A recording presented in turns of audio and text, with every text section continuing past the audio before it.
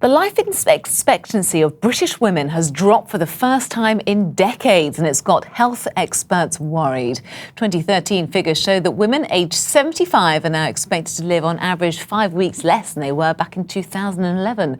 Those in their mid-80s are expected to live for 10 weeks less, while 95-year-olds could have their lives cut short by 5 weeks.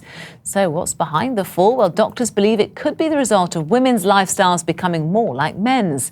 Here to explain in the studio is Dr. Mona Mansouri. Mona, it's great to see you tonight. What's going on here? I think it's a reflection of changes that we've had over the last 20, 30 years, both in culture, what we do, so things like drinking more, smoking more, exercising less, and also other factors that come into play as well. So things like the support that we have from the healthcare system and from the social care system as well. Seeing pictures of people having a good drink, do you think that's one of the main problems? And also, very worrying, it seems that lung cancer has overtaken breast cancer as the most deadly disease among women. Again, is that because of smoking? I think so. I think it's, we're all seeing this sort of shift in the way that we behave. So if you think about sort of 50 or 60 years ago, alcohol was just something people had at special occasions. Now it's become a daily routine for lots of people, and it's much more accessible.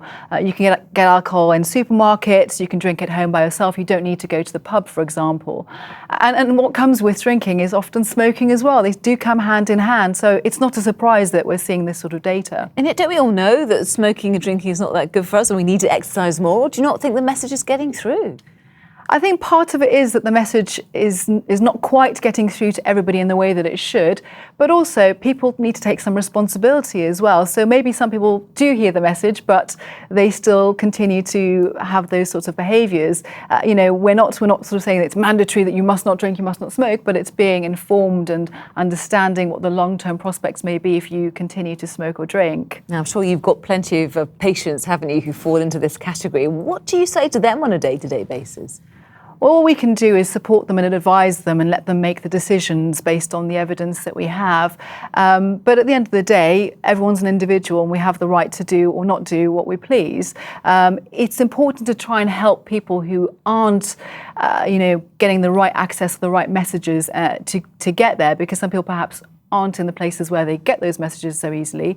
But it's not straightforward. It's not one thing or two things that will help, really. Mona, thank you very much for your advice, as ever. Pleasure.